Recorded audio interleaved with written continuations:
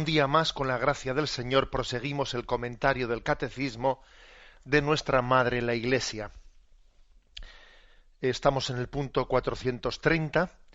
En él se abre un apartado nuevo que tiene como título Y en Jesucristo, su único Hijo, nuestro Señor. Continuamos la explicación del credo. Primeramente hablamos como para explicar esta afirmación de fe que hacemos sobre Jesús y en Jesucristo, su Hijo, su único Hijo, nuestro Señor. Comenzamos por hablar de el primero de los nombres con el que nos dirigimos a Él, que es el nombre de Jesús. En posteriores programas hablaremos del nombre de Cristo, Hijo único de Dios, Señor, que serán los tres nombres, los cuatro nombres con los que vamos a acercarnos a su persona, a esa persona del Verbo hecho carne. Jesús, Cristo, Hijo único de Dios y Señor, que son los cuatro nombres o cuatro títulos principales con los que se le designa. Comenzamos ahora pues con el nombre de Jesús. Como digo, es a partir del punto 430. Jesús quiere decir en hebreo Dios salva. En el momento de la Anunciación, el ángel Gabriel le dio como nombre propio el nombre de Jesús, que expresa a su vez su identidad y su misión. Ya que ¿quién puede perdonar los pecados sino solo Dios? Es Él quien en Jesús, su Hijo eterno hecho hombre, salvará a su pueblo de sus pecados. En Jesús Dios recapitula así toda la historia de la salvación en favor de los hombres. Bueno, la palabra Jesús, por lo tanto, está llena de significado, llena de sentido. En hebreo tiene esa traducción, ese significado de Dios salva. Recordad el pasaje de la anunciación del ángel Gabriel a la Virgen María, en el que en Lucas 1:31 le dice: le pondrás por nombre Jesús. O sea que Dios mismo a través del arcángel le pone nombre a su hijo, es decir, le encomienda a María y a José que ese hijo que le ha dado le dé también ese nombre. Dios le ha dado ese hijo, es un don de Dios. Bueno, pues en el hijo va el nombre, o en el nombre va el hijo, como lo queráis decir. Como ese hijo es un milagro de la gracia, que ha venido sin concurso de varón, por obra del Espíritu Santo, Dios también subraya esa gratuidad de la encarnación, la subraya dándole el mismo nombre, él mismo el nombre. Él ha llevado a cabo sin concurso de varón en las entrañas de la Virgen María esa encarnación. Él le da el nombre. Eso subraya que este niño me es dado. Se nos ha dado un Salvador. Subrayo este aspecto de pues de que Jesucristo, en la forma en la que Jesucristo ha venido al mundo, se subraya, pues la iniciativa de Dios, que la cristología, decíamos en su momento, que es primeramente descendente, luego será ascendente, pero en primer lugar el don viene de lo alto, la iniciativa es de Dios. Y eso se subraya en que Él le va a dar el nombre Dios salva. Dios salva. Bueno, dicho eso, el Catecismo dice que el nombre de Jesús, Dios salva, expresa la identidad y la misión, las dos cosas. La identidad, porque es tanto como decir Jesús es misericordia. Salvar es siempre pensar en los otros. O sea, él es salvación. Es decir, está pensando en los demás, está pensando en los que están perdidos. Es como el pastor que siempre está pensando en las ovejas que no están en el rebaño. O sea, es su identidad. Él es así y no puede dejar de ser así. Pues mira, algo así como le pasa a una madre, o sea, pues que tiene ese don ese don de no pensar en sí misma y pensar en sus hijos. Bueno, Dios es Jesús, es misericordia, es salvación, es decir, siempre pensar en el perdido, es su identidad. Y también es su misión, es su misión. Es decir, que se le ha encomendado, Jesús es la misericordia en acción. Él es amor. Y, y entonces, ¿cuál es su identidad? Amor. ¿Cuál es su misión? Amor en búsqueda, redención, salvación.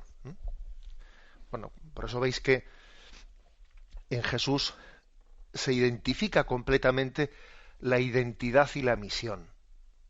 Lo que Él es y lo que se le ha encomendado que haga. Se identifica porque es amor y su misión es amor en búsqueda. Identidad y misión en Él se funden, ¿no? A nosotros ese sería un ideal, que nosotros pues tuviésemos una vocación en la vida que se identificase con nuestra identidad, ¿no? Pues por ejemplo, pues uno que ha sido llamado a la vocación matrimonial, uno que ha sido llamado a la vocación sacerdotal, religiosa, es decir, el ideal es que mi identidad se conjugue perfectamente con la misión que recibo.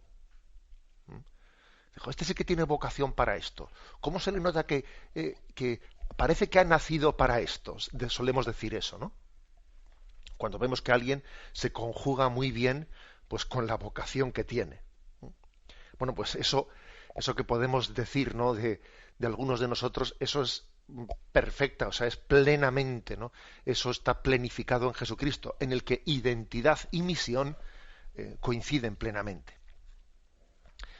Hasta el punto de que aquí el catecismo dice que Jesús es la recapitulación de toda la historia de la salvación en favor de los hombres. Es decir, que toda la historia de la salvación, comenzando por la creación, por Adán y Eva, etcétera, siguiendo por los patriarcas, etcétera, en toda la historia de la salvación, Dios ha ejercido de tal. Dios ha ejercido de Dios, es decir, ha ejercido de Salvador. Y todas las cosas que han ido ocurriendo eran tendentes, eran conducentes hacia esa salvación. Pero ahora, todo lo que Dios ha hecho a lo largo de los milenios, ahora se ha recapitulado en una persona, en el Dios hecho hombre, en Jesús. Es como si se dijese, mira, aquí tienes toda la Biblia, toda la historia de la salvación. En resumen, dime en una sola palabra toda la Biblia. Dime una sola palabra. Y esa palabra sería Jesús. Sería Jesús. Fíjate que habrá millones de palabras en la Biblia, ¿eh? Dime toda la Biblia en una palabra. Jesús. Ahí tenemos, fijaros bien, ahí tenemos el resumen de todo. Quizás alguno, cuando yo he dicho, a ver, dime una palabra que resuma toda la Biblia, alguno quizás podría haber pensado, amor. Mira, yo creo que obviamente Jesús es amor, pero la palabra es Jesús. La palabra es Jesús. Porque el amor podemos entenderlo pues como una actitud ética, etcétera, y no, al amor le falta ponerle rostro. El amor no es impersonal, tiene rostro. Es Dios, es Jesús, el Dios hecho hombre. Por eso la palabra que podría resumir toda la Biblia es Jesús. Y no hay otro nombre en el que podamos ser salvados. Por eso aquí dice, se recapitula todo, toda la historia de la salvación se recapitula en Jesús. En resumen, Jesús. Bueno, decir que Jesús significa Dios salva y que al final toda la Sagrada Escritura se resume en esto, Jesús, Dios salva. Esto lo estamos diciendo en una sociedad nuestra secularizada en la que las primeras resistencias que podemos percibir son las resistencias a sentir necesidad de salvación. Estamos en una sociedad en la que la preocupación por la salvación en el más allá pues ha sido sustituida en buena parte por la preocupación de la salud en el más acá o en el bienestar. ¿eh? Y el nihilismo, ese nihilismo que tanto marca nuestra cultura, pues es una consecuencia de la presunción de que el hombre puede salvarse a sí mismo. O sea, es decir, quizás la, la mayor tentación que tiene nuestra cultura es de decir, bueno, tú mismo, sé maduro, sé, es decir, ¿qué es eso de que el cristianismo pide a Dios que nos salve? Es que nosotros no somos capaces de darnos a nosotros mismos una salvación, o que este hombre que es capaz de tener estos avances científicos, fíjate lo que son las telecomunicaciones, fíjate lo que ha avanzado en las últimas décadas, ¿no? Lo que ha avanzado el hombre en muchos campos, ¿no? Fíjate lo que son los satélites, enviando toda la información. Fíjate lo que es la biología, ¿no? El mapa del genoma humano. O sea, tú fíjate, y no vamos a ser capaces de salvarnos a nosotros mismos. O sea, existe una tentación de soberbia. Decir, pero bueno, si hemos sido capaces de todo esto, pero yo qué necesito de mirar arriba como si fuese yo el hombre primitivo, como si fuese el hombre primitivo pedir a Dios la salvación. Pero hombre, nosotros que hemos tenido la capacidad, ¿no? de este desarrollo en este último siglo que ha sido increíble, ¿no? Esta tentación existe. Y sin embargo, sin embargo, nosotros decimos, mira, precisamente lo que ha ocurrido en estos últimos 100 años, ser testigos como hemos sido, ¿no? de un desarrollo de la ciencia, etcétera, como nunca había ocurrido, y al mismo tiempo ver el vacío del hombre cuando Dios le falta por dentro. Ser capaces que el hombre, o sea, hemos sido testigos de cómo el hombre puede llegar, ¿no? a hacer grandes avances y al mismo tiempo estar en absoluta crisis interior. Y este siglo de los avances, pues es el siglo también del suicidio, vamos a ser claros. Y es el siglo del suicidio y es el siglo de las enfermedades psíquicas. Las enfermedades psíquicas. Por cierto, voy a hacer un pequeño paréntesis. Recuerdo que en un viaje que pude hacer recientemente a África, visitando algunas obras de atención a las personas afectadas por el SIDA, en Etiopía y en algunos otros lugares, ¿no? Pues me llamaba profundamente la atención ver cómo, bueno, había unas religiosas, pues que tenían unos grupos de, bueno, pues de autoayuda, de oración, para que todos los afectados del SIDA allí se uniesen para, además de las ayudas médicas, pues también tuviesen una especie de fortaleza interior, ¿no? Para vivir su situación. Y recuerdo que había un grupo muy, muy hermoso, muy grande, de unas 160 personas, con las que estuve en una sala en las que oraban, invocaban a Dios, compartían experiencias. Bueno, pues era un grupo en el que más allá, ¿no? de la ayuda médica, pues también se ofrecieron una ayuda espiritual. Y le pregunté a la religiosa que llevaba aquel grupo, le pregunté, oiga, y entre todo este grupo tan grande, ¿no? de personas afectadas por el SIDA, no hay depresiones. ¿Mm? No hay depresiones. Y se sonrió, aquella religiosa africana, se sonrió y dijo, mire usted, aquí en África esas cosas no, no, no existen, no las entendemos como ustedes.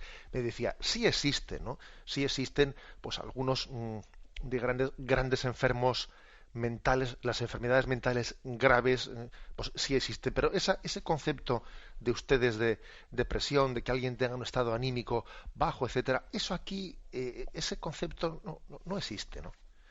Me llamó profundamente la atención, porque aquella mujer estaba llevando adelante aquel hospital, un hospital de atención del SIDA, con grupos, etcétera, ¿no? O sea, es decir, que es que una de las grandes pobrezas que nosotros estamos manifestando, ¿no? en el occidente desarrollado, cuanto más subrayamos el desarrollo material, más patente dejamos el abismo que hay hacia el espíritu del hombre, hacia el vacío. Mira el vacío del hombre, si tú le faltas por dentro. Mira el poder del pecado cuando no envías tu aliento.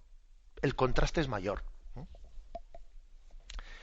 Bueno, por lo tanto, nosotros frente a esta cultura nihilista, esta cultura nihilista que viene a decir, ¿qué es eso de que nosotros pidamos fuera, que alguien desde fuera nos salve? Nosotros tenemos que ser autosuficientes, tenemos que autodeterminarnos, tenemos que, y nunca insistiremos suficientemente diciendo que precisamente el pecado original ha consistido en eso, en olvidarse de que somos criatura y que Dios es el que marca, pues en la propia creación, marca nuestra identidad y nuestro ser, y pretender autoafirmarnos, pretender en el árbol de la ciencia del bien y del mal, pretender decidir yo lo que es bueno, lo que es malo, lo que es verdad, lo que es mentira.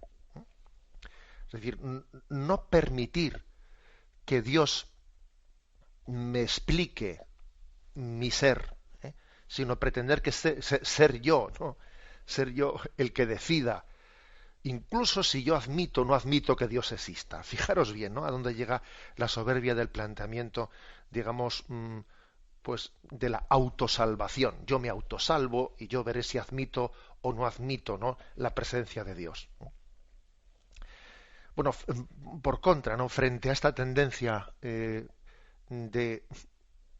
la soberbia humana, de no admitir, no reconocer la necesidad de salvación, pues nosotros, ¿qué es lo que decimos? Pues mire usted, que no es la ciencia la que salva al hombre. La ciencia presta un gran servicio, pero la ciencia no salva al hombre. Lo que le salva es el amor redentor de Jesucristo. Es así, o sea, es decir, no son las ideologías las que salvan al mundo, ni la ciencia ni las ideologías, ni el poder humano el que salva al mundo. Lo que salva al mundo, pues es el amor de Dios. Eso es lo que salva al mundo. Me despido con la bendición de Dios Todopoderoso. Padre, Hijo y Espíritu Santo, descienda sobre vosotros. Alabado sea Jesucristo.